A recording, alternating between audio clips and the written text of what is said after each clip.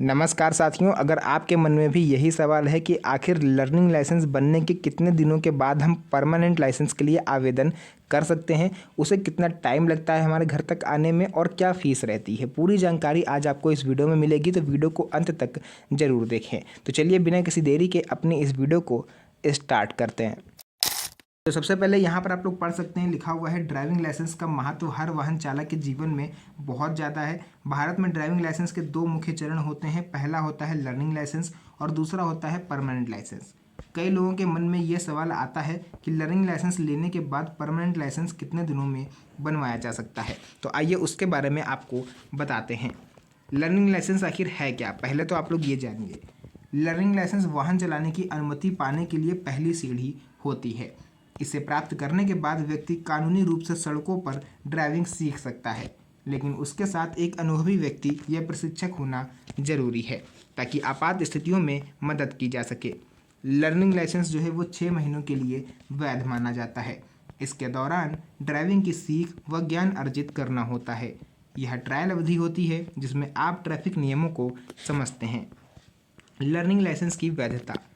Learning licence की वैधता 6 महीने की होती है, यानी लाइसेंस बनवाने की तारीख से अगले 6 महीने तक आप इसे यूज़ कर सकते हो।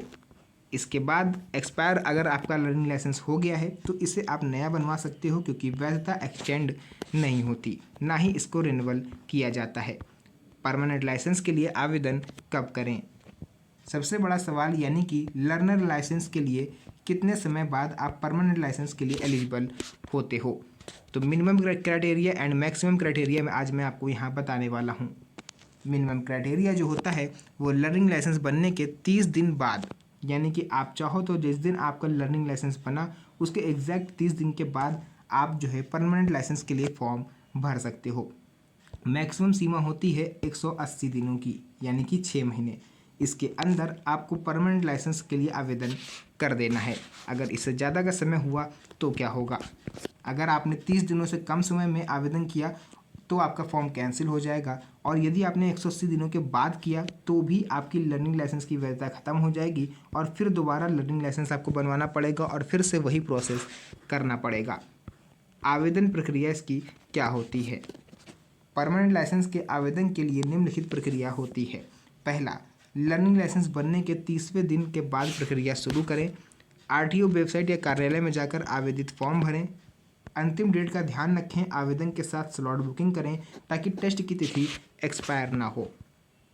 आवश्यक दस्तावेज जमा करें जैसे कि लर्निंग लाइसेंस, पहचान पत्र, पता प्रमाण, पासपोर्ट साइज फ़ोटो आदि।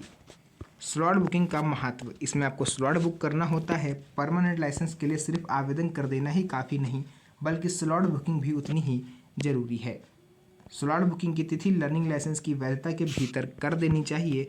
यदि आपने लर्निंग लाइसेंस के 170वें दिन आवेदन कर दिया और हो सकता है कि आपको स्लॉट जो है वो 180 या 185वें दिन का मिले, तो वो वैध नहीं रहेगा और पूरा प्रोसेस दोबारा करना होगा।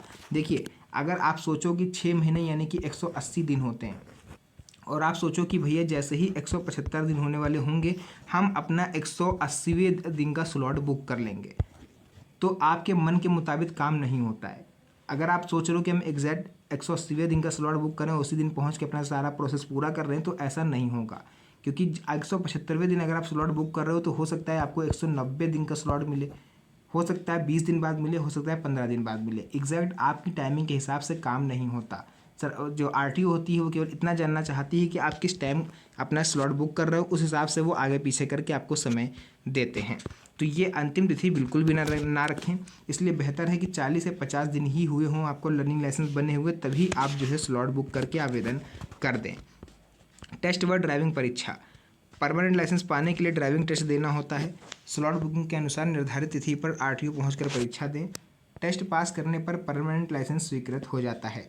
टेस्ट के बाद लाइसेंस डिलीवरी में लगभग 30 दिन का समय लगता है और 400 से 450 रुपये क्षेत्र के हिसाब से अलग अलग फीस लगती है। तो ये थी पूरी जानकारी जो मुझे लगा आप सभी ड्राइवर भाइयों के साथ शेयर करना जरूरी है, सो मैंने आपको बता दिया। इस वीडियो को आप अपने उस यार दोस्तों के साथ भी शेयर करिए जिसने हाल ही में नई गाड़ी खरीदी हो और लर्निंग लाइसेंस बनवाने जा रहा हो, ताकि उसे भी इन सब चीज़ों के बारे में पता चल पाए और वो भी आगे धोखा खाने से बच पाए।